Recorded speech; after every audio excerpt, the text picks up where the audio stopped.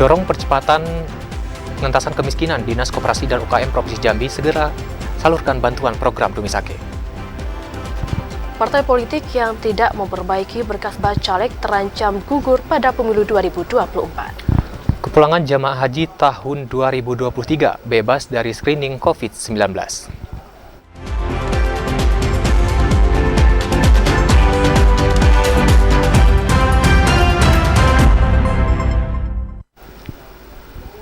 Assalamualaikum warahmatullahi wabarakatuh. Terima kasih saudara, Anda masih menyaksikan Jambi hari ini, edisi Minggu 16 Juli 2023. Selain 3 topik utama tadi, redaksi kami juga telah menyiapkan sejumlah informasi penting dan menarik lainnya untuk Anda.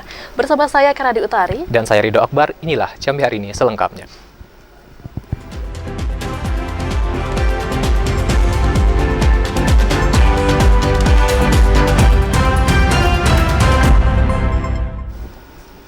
Saudara, mendorong percepatan pengentasan kemiskinan di daerah, Dinas Koperasi dan UKM Provinsi Jambi akan segera menyalurkan bantuan 3.100 bantuan modal kerjasama program Dumisake tahun 2023 untuk UMKM.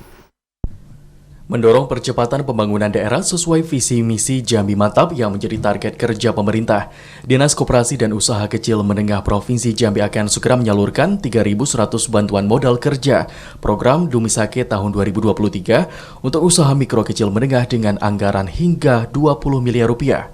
Kepala Dinas Koperasi dan UKM Provinsi Jambi Sardaini mengatakan bantuan usaha disiapkan untuk 3 kategori penerima, yaitu kaum ibu-ibu, milenial, serta pengusaha pemula dan telah masuk tahapan pendaftaran.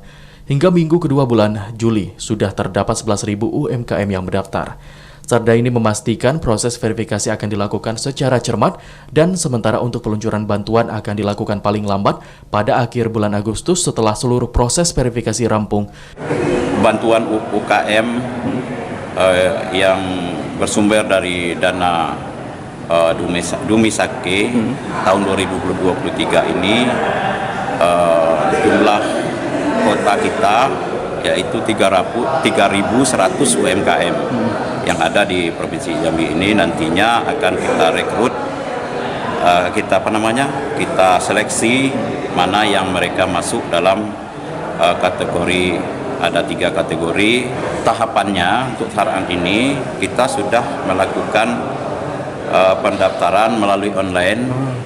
Sampai saat ini sudah mencapai 11.000 UMKM. Tujuan akhirnya adalah bagaimana kita memberdayakan masyarakat untuk mengentaskan kemiskinan, meningkatkan perekonomian masyarakat sesuai dengan visi misi Bapak Gubernur yang kedua. Dumisake merupakan program bantuan andalan pemerintah Provinsi Jambi di bawah kepemimpinan Gubernur Jambi Al-Haris dan Wakil Gubernur Jambi Abdullah Sani. Program tersebut merupakan bantuan yang bersumber dari sejumlah OPD dan mengintegrasikan sumber data terpadu kesejahteraan sosial untuk pengentasan kemiskinan di daerah. Randy Arta, TVRI Jambi melaporkan. Sementara itu, Saudara, Kejati Jambi kembali melengkapi berkas perkara Yunsak El Halkon. Penyusunan ini guna melengkapi berkas perkara yang sempat tertunda selama proses pra-peradilan. Pasca putusan sidang pra-peradilan yang menolak permohonan termohon mantan Direktur Pemasaran Bank Jambi Yunsak El Halkon terkait penetapan tersangka kasus dugaan korupsi gagal bayar Medium Ternot atau MTN PT Sun Prima Nusantara, pembiayaan kepada Bank Jambi tahun 2017-2018. Saat ini, Kejaksaan Tinggi Jambi tengah menindaklanjuti lebih lanjut berkas perkara tersangka yang sempat tertunda.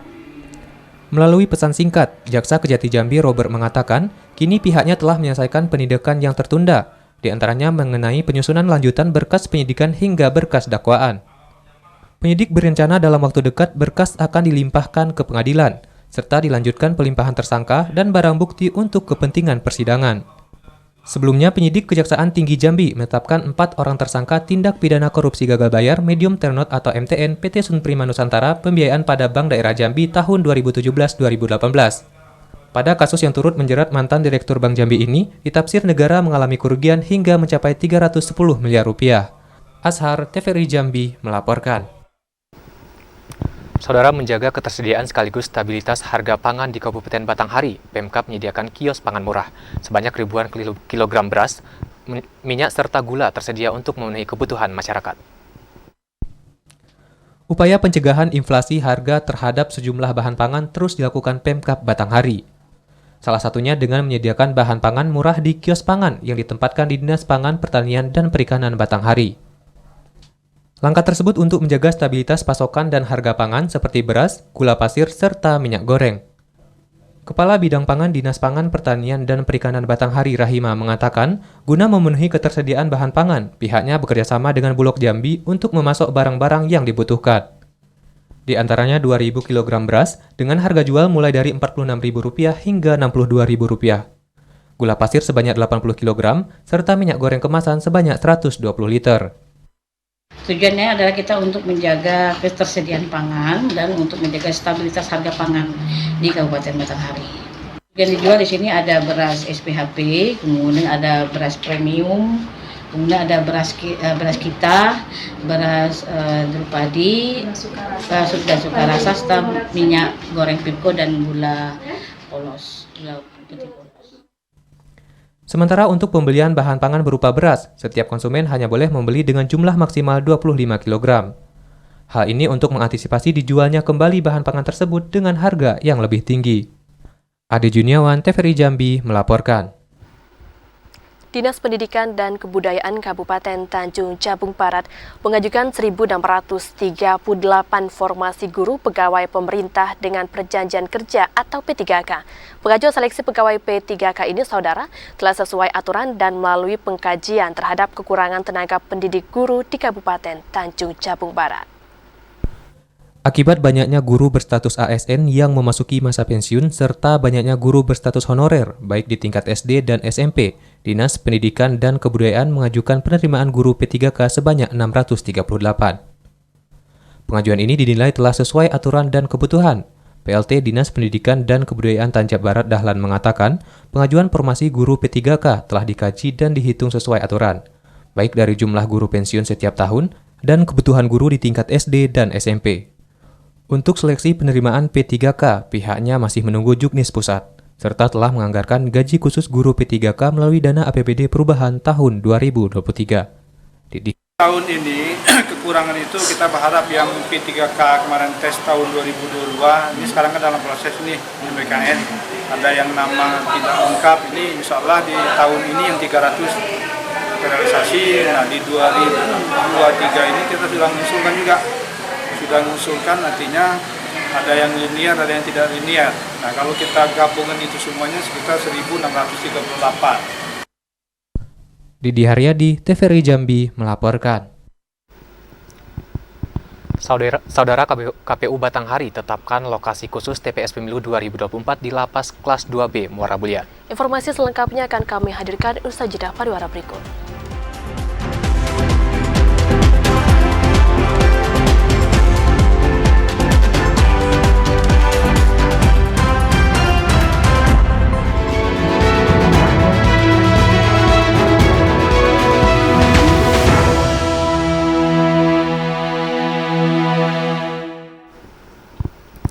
Saudara, Anda kembali di Jambi hari ini dalam segmen menuju Pemilu 2024. Peraturan KPU tentang masa kampanye Pemilu 2024 masih dalam tahap pembahasan, sedangkan untuk jadwal kampanye telah ditetapkan pada 28 November 2023 hingga 10 Februari 2024. Untuk itu, saat ini partai politik peserta pemilu diimbau agar tidak melakukan kampanye di luar jadwal. Komisi Pemilihan Umum Republik Indonesia telah menetapkan tahapan ke masa kampanye Pemilu 2024 selama 75 hari. Terhitung mulai 28 November 2023 hingga 10 Februari 2024 mendatang. Sementara, untuk peraturan KPU tentang masa kampanye tersebut masih dalam tahap pembahasan atau perancangan. Meski demikian, sejumlah masyarakat sipil menyoroti unsur-unsur yang dapat ditampilkan peserta pemilu saat masa sosialisasi dan masa kampanye. Karena masa sosialisasi dinilai dapat memberikan ruang gerak yang lebih besar bagi partai politik untuk melakukan manuver. Menanggapi hal tersebut, Ketua KPU Provinsi Jambi Iron Sahroni mengatakan, saat ini pihaknya masih menunggu aturan resmi yang diterbitkan KPU RI terkait masa kampanye Pemilu 2024. Sehingga belum dapat menindaklanjuti apa saja larangan terkait masa sosialisasi dan masa kampanye. Namun untuk menjaga kualitas pesta demokrasi serentak ini, partai politik peserta pemilu diimbau untuk tidak melakukan kampanye terselubung atau di luar jadwal yang ditetapkan. Kemudian kampanye itu ya diatur ya, ada yang dilarang ya, tempat-tempat yang dilarang itu ada nanti ketentuannya. Kemudian apa yang yang dikampanyekan itu kan, misalnya ada terkait dengan visi misi, nah kemudian terkait dengan pendidikan politik, pendidikan pemilih, nah itu materi-materi seperti itu nanti. Nah, kemudian yang dilarang misalnya tidak boleh berkampanye di di rumah-rumah ibadah, itu peraturan PKPU terlalu seperti itu. Tapi hari ini ya PKPU-nya belum terbit, maka kita belum bisa mengomentari terlalu banyak. Seperti itu. Secara internal, partai politik dapat melakukan sosialisasi pendidikan politik berupa pemasangan atribut seperti bendera lengkap dengan nomor urut partai. Namun sejumlah komponen tersebut dilarang untuk dipublikasikan di media cetak, elektronik, dan media daring di luar masa penayangan iklan kampanye. Yogi Ramadhani, TVRI Jambi, melaporkan. Saudara, dua partai politik yang belum menyerahkan perbaikan syarat bacalek masih diberi waktu hingga 6 Agustus mendatang. Apabila tidak melakukan perbaikan, dipastikan semua bacalek di dua partai politik tersebut dinyatakan gugur. Dari 18 partai politik yang telah menyerahkan nama bakal calon legislatif pada kontestan pemilu serentak tahun 2024 mendatang, terdapat dua parpol yang hingga saat ini belum menyerahkan berkas persyaratan perbaikan bacalek ke Komisi Pemilihan Umum Kabupaten Muaro Jambi. Dua parpol tersebut yakni Partai Garuda dan Partai Umat. Ketua KPU Muaro Jambi Al-Mutakim mengatakan semua bakal calon legislatif yang diusung dua parpol tersebut dinyatakan belum memenuhi syarat. Sejauh ini KPU masih menunggu perbaikan persyaratan bacalek dari dua parpol tersebut. Parpol yang belum menyerahkan persyaratan perbaikan diberi waktu hingga tanggal 6 Agustus mendatang.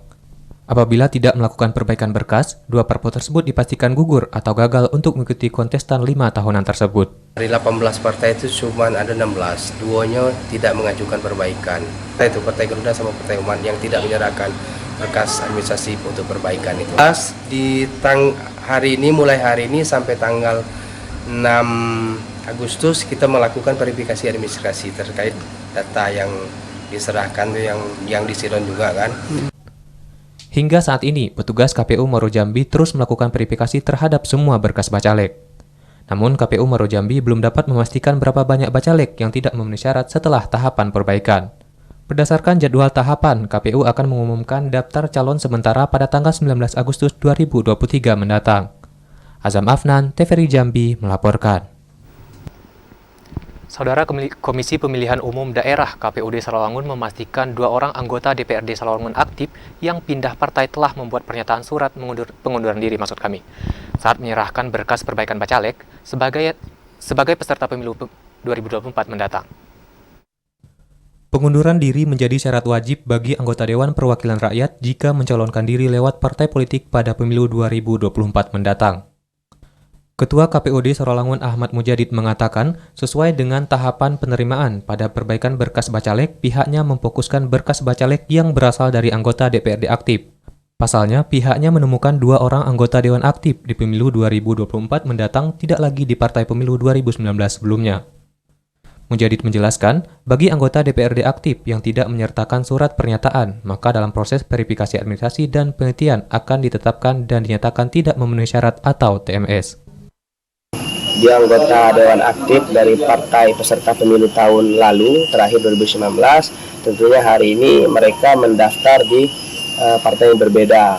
Jadi di pasal 16 itu sudah jelas disebut dan di situ bacalek yang bersangkutan cukup membubuhi tanda tangan yang bermaterai bahwasanya bacalek yang bersangkutan sudah melakukan pengunduran diri dari partai sebelumnya waktu di pemilu 2019.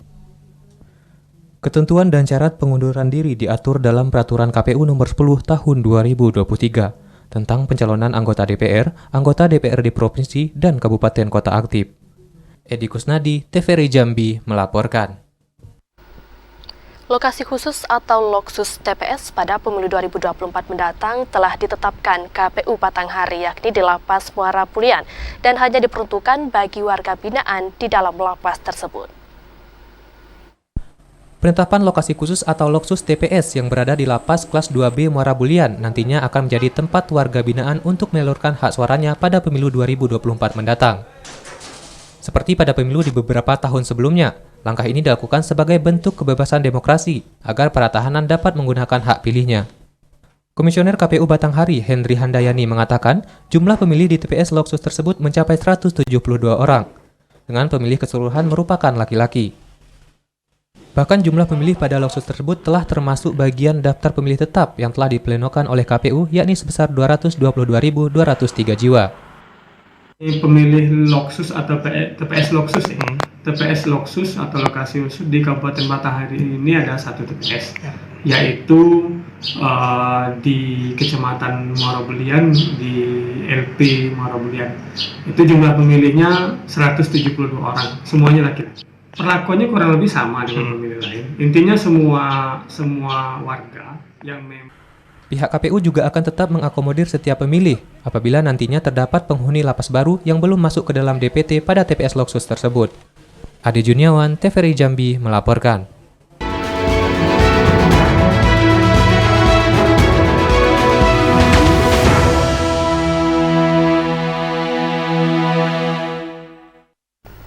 Saudara, tetaplah bersama Jambi hari ini karena kami masih akan kembali dengan sejumlah informasi penting dan menarik lainnya dalam segmen advertorial.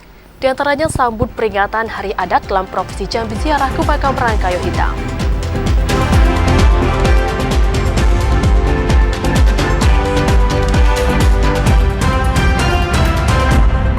Saudara, Anda kembali di Jambi hari ini dalam segmen advertorial.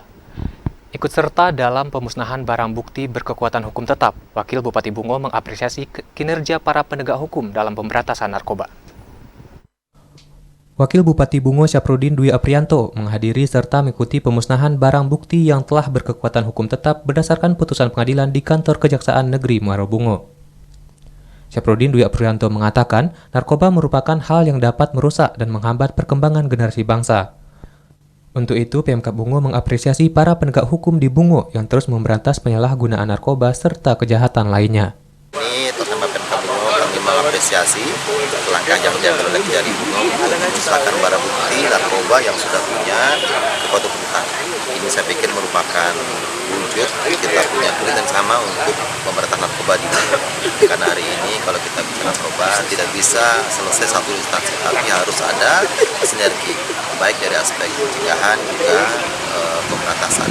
Karena itu hari ini kita juga punya tanggung jawab besar untuk menyampaikan informasi pada semua khalayak masyarakat, dan kita semua harus punya peran juga kontribusi untuk perang pada narkoba. Karena ini babnya adalah penyelamatan generasi muda Indonesia, utamanya di Bungo.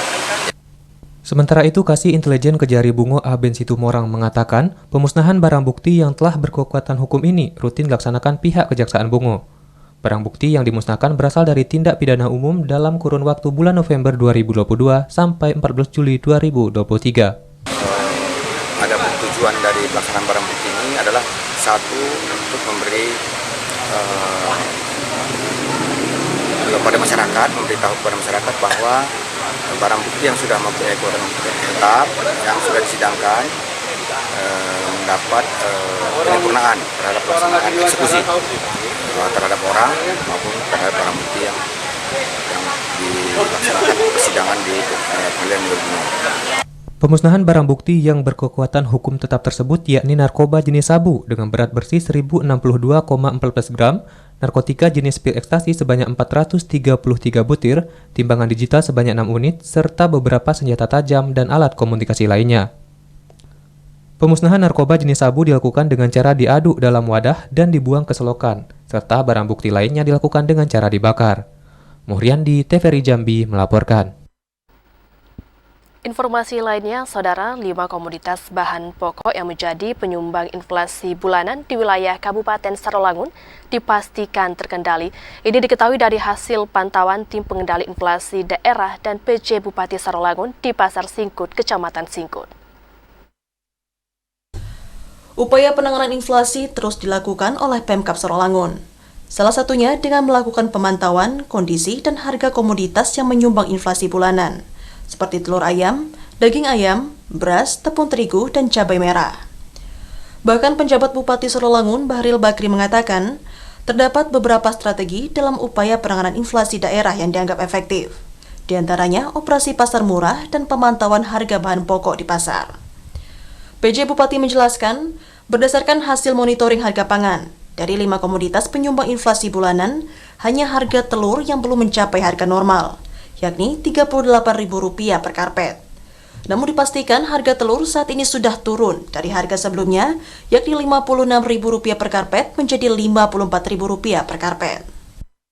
Memang di antara toko-toko, jadi secara umum saya lihat kondisinya baik di sini, harga bisa terkontrol. Itu yang saya pantau tadi dari 4 kan kita tuh kemarin tuh biasanya telur ayam beras, daging ayam beras, tepung terigu sama beras. Dari 4 tadi itu sama bawang putih. Dari itu bawang putih yang masih agak biasa sebenarnya. Bawang putih karena memang impor barangnya. Nah, tadi laporan dari Pak Joni kita jumlahnya sedikit. Pantauan dan monitoring harga pangan di Pasar Singkut dan sejumlah agen dilakukan oleh tim pengendalian inflasi daerah, dipimpin langsung oleh PJ Bupati Sarawangun dan Sekretaris Daerah serta TNI dan Polri dan sejumlah OPD terkait di lingkup Pemkab Sarawangun. Edi Kusnadi, TVRI Jambi melaporkan. Saudara penjabat Bupati Sarawangun Bahril Bakri menerima kunjungan kerja Kepala Stasiun TVRI Jambi dalam rangka silaturahmi dan pematangan penyiaran MTQ ke-52 tahun 2023. Kedatangan Kepala Stasiun TVRI Jambi Raden Sarjono beserta rombongan ke Kabupaten Sarawangun disambut hangat pejabat Bupati Sarawangun Bahril Bakri di ruang kerja Bupati Sarawangun. Pada kesempatan tersebut, Kepala Stasiun TVRI Jambi Raden Sarjono mengatakan kunjungan ini merupakan kunjungan pertamanya sebagai Kepala Stasiun TVRI Jambi ke Kabupaten Sarawangun. Sarjono berharap kunjungan dan silaturahmi ini dapat meningkatkan kerjasama antara Pemkab Sarawangun dengan TVRI Jambi, sehingga semua program kegiatan dan pembangunan Pemkab Sarawangun dapat diketahui masyarakat. Sementara itu, pejabat Bupati Sarawangun Bahril Bakri mengapresiasi kerjasama yang terjalin dengan baik selama ini. Pihaknya juga meminta dukungan dan partisipasi agar LPP Stasiun TVRI Jambi ikut mensosialisasikan kegiatan MTQ tingkat Provinsi Jambi ke-52 tahun 2023, sehingga masyarakat dapat menyaksikan pelaksanaan MTQ melalui siaran langsung TVRI Jambi. Satu yang penting gitu Pak, bisa memberikan persepsi terhadap sesuatu gitu ya. Jadi bisa persepsinya negatif, bisa persepsinya positif. Itulah pentingnya media Pak. Jadi saya memang untuk kegiatan ini saya memang mendukung banget. Malah saya juga sudah berpikir banget bagaimana langkah-langkah media yang harus kita lakukan. Tadi ternyata sudah ada antisipasi dari TVRI. Saya secara penuh mendukung untuk itu Pak ya. Sementara itu, kunjungan Kepala Stasiun TVRI Jambi ke kantor Bupati Sarawangun juga disambut Kadis Kominfo Ahmad Nasri dan Kabid IPK Iqbal. Edi Kusnadi, TVRI Jambi melaporkan. Penjabat Bupati Sarawangun Bahril Bakri menghadiri pelantikan dan peresmian Dewan Pimpinan Cabang Pemuda Batak Bersatu atau PBB dan Pimpinan Anak Cabang Kabupaten Sarawangun di Stadion Indoor Tennis Sports Center Sarawangun. Kedatangan pejabat Bupati Sarawangun Bahril Bakri disambut dengan pengalungan selendang ulos serta tari tortor sebagai tarian penghormatan kepada tamu undangan yang datang. Pelantikan anak cabang Persatuan Pemuda Batak Bersatu di 8 kecamatan, yakni Kecamatan Pauh, Air Hitam, Kecamatan Mandiangin Timur, Kecamatan Sarawangun, Kecamatan Pelawan, Singkut, Kecamatan Mandiangin, dan Batit 8. Sementara pengurus anak cabang di Desa Pemusiran, Kecamatan Mandiangin, dan Ranting Desa Mekarjaya. Ketua DPC Persatuan Batak Bersatu Kabupaten Sarawangun Rahmayanti Sagala mengatakan, organisasi PBB ini disahkan berdasarkan surat keputusan dari Kemenkumham pada tanggal 17 Oktober 2019. Sementara organisasi Pemuda Batak Bersatu Kabupaten Sarawangun berdiri sejak tanggal 1 Oktober 2020. Sementara penjabat Bupati Sarawangun Bahril Bakri mengucapkan selamat kepada pengurus yang baru dilantik dan berharap dapat menjalankan visi dan misi sesuai dengan 4 pilar yang dituangkan dalam aturan dasar dan aturan rumah tangga Persatuan Pemuda Batak Bersatu. Pemuda Batak Bersatu yang telah dilantik pada hari ini juga bisa bekerja bersama dengan kita pemerintah daerah Kabupaten Sarawangun untuk membangun Sarawangun. Sukses semua dan bagaimana dapat menjalankan visi misinya tadi, ya, identitas, ya, toleransi, rukun dan itu empat kata yang sangat penting bagi kita dalam membangun daerah. Pelantikan dan peresmian Persatuan Pemuda Batak Bersatu Kabupaten Sarawangun dihadiri mantan Bupati Sarawangun C. Endra, Sekretaris Pemuda Batak Bersatu Provinsi Jambi, sejumlah OPD di lingkup Pemkab Sarawangun, Ketua OKP dan Ormas di Kabupaten Sarawangun, tokoh agama, dan tokoh masyarakat. Edi Kusnadi, TVRI Jambi melaporkan. Ketua Lembaga Adat Melayu Jambi, Hasan Basri Agus, melakukan ziarah ke makam Datuk Rangkayo Hitam. Hal ini merupakan bagian dari rangkaian penyambutan Hari Lembaga Adat Melayu Provinsi Jambi yang jatuh pada 19 Juli mendatang. Ketua Lembaga Adat Melayu Provinsi Jambi, Hasan Basri Agus, beserta rombongan melakukan ziarah ke makam Rangkayo Hitam di Berbak, Kabupaten Tanjung Jabung Timur, Sabtu kemarin. Kegiatan tersebut untuk menyambut Hari Adat Provinsi Jambi pada 19 Juli 2023 yang bertepatan dengan Tahun Baru Islam. Rangkayo Hitam merupakan orang peletak dasar pertama tentang adat dan syarat di Provinsi Jambi. Rangkayo Hitam juga penyiar agama Islam pada zaman kerajaan di Jambi. Pada kegiatan ziarah kubur di makam Rangkayo Hitam, Ketua Alam Provinsi Jambi, Hasan Basri Agus juga membaca Yasin dan Kulhu Tahlil. Kemudian dilanjutkan dengan tabur bunga. Mantan Gubernur Jambi itu juga berharap kebudayaan dan adat bersendi syarak bersendi Kitabullah di Provinsi Jambi itu tidak hilang, termasuk generasi milenial dan anak-anak muda di Provinsi Jambi. Kami seluruh rombongan dari Lembaga Adat Provinsi Jambi dan Lembaga Adat Kabupaten Tanjung Jabung Timur datang ke makam Rangkayo Hitam. Kegiatan ini dilakukan dalam rangka Hari Adat Provinsi Jambi yang nanti akan kita peringati pada tanggal 1 Muharram bertepatan dengan tanggal 19 Juli 2023 ini. Dan ini untuk sudah tahun kedua kita lakukan kegiatan seperti ini. Tahun pertama dulu kita mengunjungi semua mantan ketua-ketua lembaga adat Provinsi Jambi. Mulai berdirinya sampai sekarang ada 3 orang meninggal dan itu tahun yang lalu kita kunjungi. Hari ini kita berkunjung ke makam Rangkayo Hitam, orang peletak dasar utama tentang adat dan syarak Provinsi Jambi. Anggota DPR RI Komisi 8 ini juga akan berupaya memperbaiki infrastruktur akses jalan menuju makam Rangkayo Hitam, sehingga masyarakat dapat lebih mudah berkunjung atau ziarah ke makam Rangkayo Hitam. Joko Adli, TVRI Jambi, melaporkan. Saudara, Universitas Terbuka Jambi menggelar wisuda daerah secara luring. Diikuti 650 wisudawan program diploma, sarjana, dan pasca sarjana.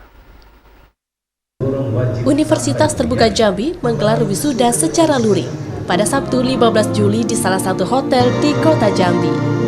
Kegiatan ini diikuti 650 wisudawan program diploma, sarjana, dan pasca sarjana dari 11 kabupaten kota di Provinsi Jambi. Periode pertama tahun ajaran 2022-2023 ini, UT telah mewisuda 871 mahasiswa, terdiri dari FKIP 456 mahasiswa, FISIP 254 mahasiswa, ME 144 mahasiswa, dan FST 17 mahasiswa.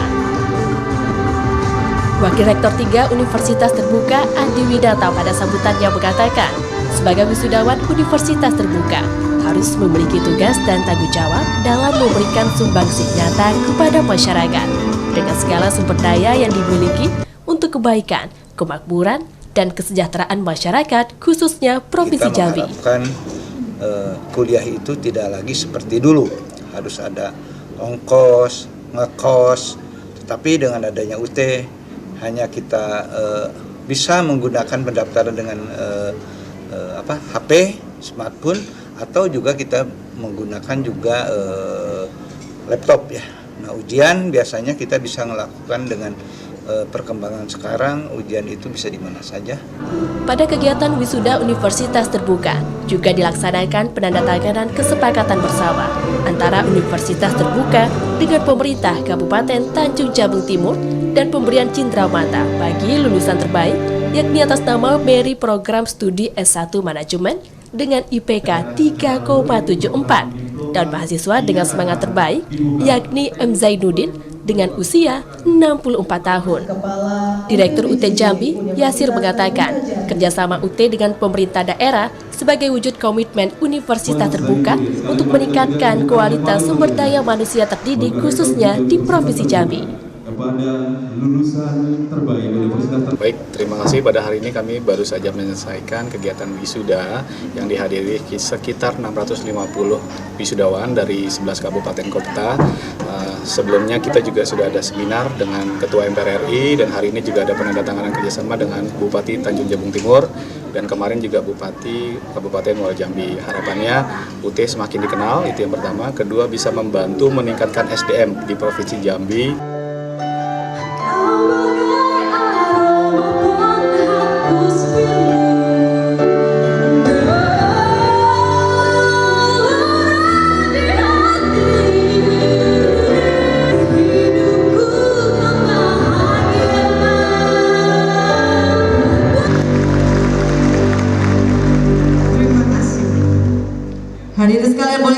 Data terakhir menunjukkan jumlah lulusan UT Jambi sebanyak 31.232 alumni yang tersebar di 11 kabupaten kota di wilayah Provinsi Jambi. Saat ini, UT telah melakukan transformasi dari perguruan tinggi Badan Layanan Umum BLU menjadi perguruan tinggi negeri berbadan hukum PTNBH. Seiring dengan diterbitkannya Peraturan Pemerintah Nomor 39 Tahun 2022 tanggal 20 Oktober yang lalu. Yazid Santoso, Lebri, TVRI Jambi melaporkan.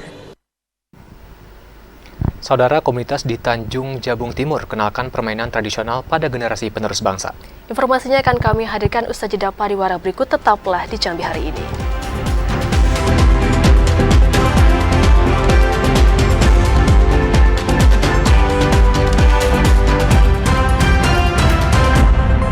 لبيك اللهم لبيك لبيك لا شريك لك لبيك إن الحمد والنعمة لك والملك لا شريك لك. Saudara, Anda kembali di Jambi hari ini dalam segmen Liputan Haji. Jelang kepulangan jamaah setelah menyelesaikan puncak ibadah haji, Kanwil Kemenak Provinsi Jambi mengkonfirmasi total ada 9 jamaah haji asal Provinsi Jambi yang dinyatakan meninggal dunia pada musim haji 1444 Hijriah. Memasuki masa akhir penyelenggaraan musim haji 1444 Hijriah, Kantor Wilayah Kementerian Agama Provinsi Jambi mengkonfirmasi total ada 9 jamaah haji asal Provinsi Jambi yang dinyatakan meninggal dunia saat melaksanakan ibadah haji. Kepala Bidang Penyelenggaraan Haji dan Umroh Kanwil Kemenak Provinsi Jambi, Wahyudi Abdul Wahab menjelaskan, 9 orang jamaah itu atas nama Umi Kalsum, Erlinda Ruslinul Mansur, Syarifuddin, Rustam, dan Tegowaluyo. Kemudian Hari Sugiharjo, Seral Badu, Matrum Matripat, serta Parjono Kromotani. 8 dari 9 jemaah dinyatakan meninggal dunia pasca pelaksanaan wukuf di Padang Arafah, atau pada pelaksanaan puncak ibadah haji di Arafah, Musdalifah, dan Mina. Sementara 1 orang jemaah dinyatakan meninggal dunia sebelum pelaksanaan Armusna. Wahyudi menerangkan, jemaah haji yang meninggal dunia sebelum Armusna sudah dibadal oleh petugas haji dari Kementerian Agama. Sementara bagi jemaah haji yang meninggal dunia ketika Armusna, maka hajinya dinyatakan sudah sah. Berdasarkan informasi yang diterima Kanwil Kemenak, penyebab jemaah meninggal dunia karena berbagai masalah kesehatan. Pada umumnya memiliki riwayat penyakit bawaan sebelum pelaksanaan ibadah haji. Meninggal ada dari kloter 17, ada dari kloter 18, ada dari kloter 19, 20, 21, 22, kemudian dari 24. Jadi 9 orang tuh meninggal. Pertama ada yang meninggal sebelum Armusna dan ini sudah dibadal hajikan oleh Kementerian Agama. Kemudian ada yang meninggal pasca wukuf dan itu sesuai dengan hukumnya. Bagi yang meninggal dunia pasca wukuf itu hajinya sah dan tidak perlu lagi dibadalkan. Kemudian kami sampaikan jamaah haji yang meninggal ini dengan riwayat kesehatan atau hasil diagnosa yang ya bervariasi lah, tapi umumnya terkait dengan masalah-masalah pernapasan atau mereka kemarin memang dari Jambi sudah ada penyakit bawaan. Pada penyelenggaraan musim haji tahun 2023, Provinsi Jambi memberangkatkan 3.114 orang jamaah haji ke Tanah Suci, berdasarkan kuota yang diberikan Kementerian Agama Republik Indonesia. Randy Arta, TVRI Jambi melaporkan. Setelah operasional penyelenggaraan haji tahun 2023 selesai, 9 ahli waris jemaah haji Provinsi Jambi yang dinyatakan meninggal dunia saat melaksanakan ibadah haji segera menerima asuransi dari Kementerian Agama. Kepala Bidang Penyelenggaraan Haji dan Umroh Kanwil Kemenak Provinsi Jambi, Wahyudi Abdul Wahab menginformasikan 9 ahli waris jamaah haji Provinsi Jambi yang dinyatakan meninggal dunia pada penyelenggaraan musim haji 1444 Hijriah akan menerima asuransi dari Kementerian Agama Republik Indonesia. Ansuransi ini diberikan kepada ahli waris sebagai bentuk santunan atas wafatnya jamaah saat melaksanakan ibadah haji. Wahyudi menjelaskan, pencairan ansuransi akan dilakukan setelah operasional penyelenggaraan haji tahun 2023 selesai melalui tahapan verifikasi. Proses verifikasi akan dilakukan melalui pendataan sertifikat kematian yang dikeluarkan oleh Kantor Kesehatan Haji Indonesia di Arab Saudi, sebagai bukti bahwa jemaah haji resmi dinyatakan meninggal dunia.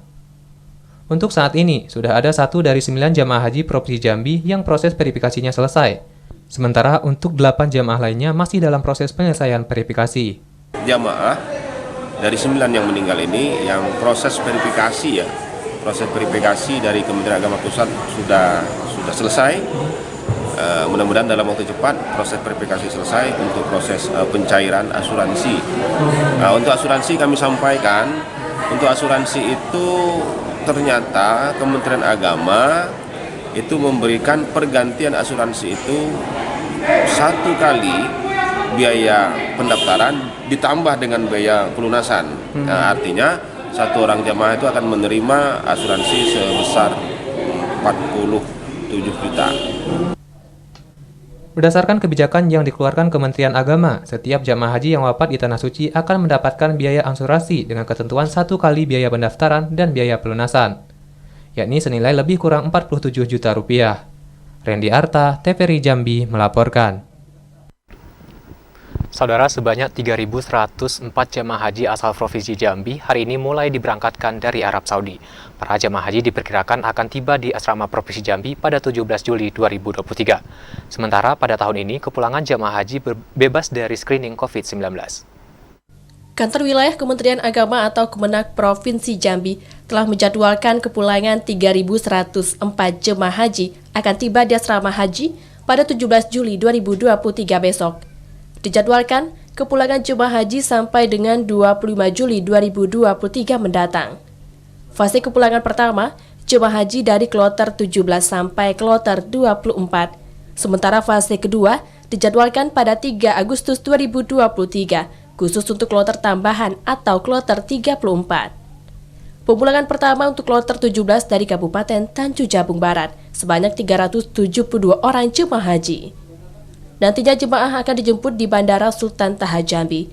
Kanwil Kemenak Provinsi Jambi akan membebaskan pemeriksaan atau screening COVID-19, sehingga para jemaah haji dapat langsung masuk ke asrama haji Provinsi Jambi. Jemaah haji akan tiba di bandara, kemudian dengan bus diantar ke asrama haji, kemudian masuk asrama haji ada prosesi seremoni penerimaan jemaah, sekaligus pelepasan jemaah ke kabupaten kota masing-masing atau ke PPIH kabupaten kota. Selanjutnya PPIH kabupaten kota yang akan memberangkatkan jemaah ke kabupaten kota masing-masing yang bisa kemudian berkumpul kembali bersama keluarga. Setelah masuk asrama haji Provinsi Jambi, jemaah akan diinapkan semalam dan esok harinya langsung diserahkan ke kabupaten kota masing-masing. Joko, TVRI Jambi melaporkan. Beralih ke informasi lainnya, Saudara, Porprov Jambi ke-23 dijadikan sebagai ajang seleksi bagi para atlet untuk mengikuti PON di Sumatera Utara dan Aceh. KONI akan menjaring atlet terbaik untuk mewakili Provinsi Jambi di tingkat nasional. Pada tahun ini, Provinsi Jambi kembali menggelar pesta olahraga tingkat provinsi ke-23, meski sempat tertunda akibat COVID-19. Pekan olahraga 4 tahunan ini merupakan ajang perbaikan prestasi bagi seluruh atlet Provinsi Jambi tingkat nasional. Pekan olahraga Provinsi Jambi ini dijadikan sebagai sarana untuk menjaring atlet berprestasi yang akan mewakili Provinsi Jambi ke PON Sumatera Utara dan Aceh. Ketua Umum KONI Provinsi Jambi Budi Setiawan mengatakan, sebelum mewakili Provinsi Jambi ke PON Sumatera dan Aceh, atlet akan kembali diseleksi pada Prapon. Selain untuk pembinaan atlet, Porprov Jambi tahun 2023 juga diharapkan dapat melahirkan atlet-atlet berprestasi dan berkualitas. Lama tidak kita gelar karena memang COVID, dan dari 2018 sampai 2023 ini 5 tahun. Mudah-mudahan dengan ada pegelaran Porprov ini kita bisa menyeleksi atlet-atlet terbaik kita untuk kita bawa di Prapon, di Porwil maupun di PON nanti. Saya yakin dengan adanya pergelaran atau pertandingan Poprov ini, insya Allah kita bisa menyeleksi atlet-atlet terbaik kita untuk kita bawa di tingkat nasional nantinya. Artinya ini ajang perbaikan prestasi kita ya? Ya, betul sekali. Ini ajang perbaikan dan ini kita bisa mengambil kader-kader atlet, kader-kader baru, atlet Provinsi Jambi. Porprov Jambi ke-23 tahun ini diikuti 5.735 atlet yang memperebutkan 550 medali emas dari 40 cabang olahraga yang dipertandingkan. Joko, TVRI Jambi melaporkan. Saudara Kepala Stasiun TVRI Jambi secara resmi menutup pelaksanaan kegiatan latihan dasar bagi Satuan Pengamanan dan Pegawai Kontrak TVRI Jambi yang telah dilaksanakan selama 5 hari. Kegiatan latihan dasar atau Latsar Satuan Pengamanan dan Pegawai Kontrak Stasiun TVRI tahun 2023 diikuti oleh 23 orang. Pelaksanaan Latsar ini bekerjasama dengan Polsek Selanaipura Kota Jambi. Dalam hal ini dipimpin oleh Kepala Unit Babin Kantipnas, Ibtu Joshua Sinaga, dan Pelatih Harian Bribka Solihin. Pelaksanaan latihan dasar atau Latsar dilakukan selama 5 hari dengan agenda pelatihan baris berbaris dan pembinaan yang dilatih oleh Pelatih Harian Bribka Solihin. Sementara untuk materi latihan dasar kerja diberikan langsung oleh ketua tim dari masing-masing bagian. Kepala TVRI Stasiun Jambi, Raden Sarjono, mengatakan selain menambah disiplin para peserta, melalui latihan dasar juga dapat menjadikan peserta menjadi bertanggung jawab serta loyal kepada institusi. Untuk Latsar yang dilaksanakan oleh TVRI Stasiun Jambi, di mana pegawai baru yang ada di TVRI Jambi telah kita adakan Latsar, yaitu latihan dasar kepada pegawai, dan ini diikuti sebanyak 23 orang, dan saya merasa senang karena adik-adik telah melaksanakan dengan baik yang dilaksanakan pada hari Senin sampai hari Jumat ini atau selama 5 hari. Adik-adik itu bisa mendapatkan bimbingan, arahan, baik itu tentang kedisiplinan, kekompakan, dan juga masalah loyalitas. Dan ini sangat bermanfaat nanti dalam melaksanakan tugas-tugas dalam bekerja, sehingga untuk pekerjaan insya Allah nanti bisa melaksanakan dengan baik. Dan juga kami berharap apa yang telah didapatkan dari pelatihan dasar ini nanti bisa digunakan sebagai dasar dalam melaksanakan tugas bagi adik-adik semuanya. Dan juga kami mengucapkan terima kasih kepada Kapolsek Selanaipura yang telah memberikan bimbingan, arahan, sehingga banyak pengetahuan yang didapatkan oleh peserta latihan dasar ini. Semoga dengan diadakannya kegiatan ini menjadi penambah semangat untuk berkarya, menambah wawasan, kedisiplinan, terutama munculkan kreativitas di diri para peserta, sehingga muncullah ide-ide baru, kemampuan baru yang bermanfaat bagi lembaga TVRI Jambi. Yazir Lebri, TVRI Jambi melaporkan. Bertujuan melestarikan permainan tradisional di era digital, komunitas penggerak permainan tradisional di Kabupaten Tanjung Jabung Timur mengajak serta memperkenalkan permainan tradisional pada generasi penerus bangsa. Kini masyarakat telah berada di era globalisasi yang serba digital.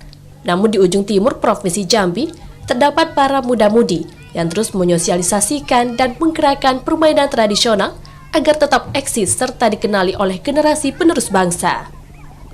Muda-mudi ini tergabung dalam komunitas Udaya Air Hitam Laut dan Cakrawala Air Hitam Laut, serta merupakan putra asli daerah di Desa Air Hitam Laut, Kecamatan Sadu, Kabupaten Tanjung Jabung Timur. Walaupun berada di 3 desa paling ujung timur, muda-mudi ini tetap konsisten menjadikan permainan tradisional ini agenda rutin yang selalu dimeriahkan di tiap pekannya di Pantai Babu Salam. Di antara permainan tersebut yakni balap karung, trompa panjang, enggrang, balap tempurung, kobak sodor, dan lainnya. Hal yang mendasari dilaksanakan kegiatan ini ialah karena di era perkembangan teknologi yang semakin pesat, sudah sangat jarang kita temui permainan-permainan tradisional di kalangan anak-anak. Indonesia memiliki banyak sekali permainan tradisional, Dan sampai hari ini kami baru memperkenalkan 5 permainan tradisional di sekolah dasar yang ada di Desa Air Hitam Laut. Target kami ke depan, kami bisa memperkenalkan lebih banyak lagi permainan tradisional yang ada di Indonesia. Dengan mengajak anak-anak bermain permainan tradisional, diharapkan anak-anak dapat mengenal dan melestarikan budaya bangsa. Cliva Patria, TVRI Jambi melaporkan. Dan saudara, informasi tadi sekaligus menutup perjumpaan Jambi hari ini. Terima kasih atas perhatian dan kebersamaan Anda. Saya Ridho Akbar. Dan saya Karade Utari bersama kerabat kerja yang bertugas pamit undur diri. Wassalamualaikum warahmatullahi wabarakatuh dan sampai jumpa.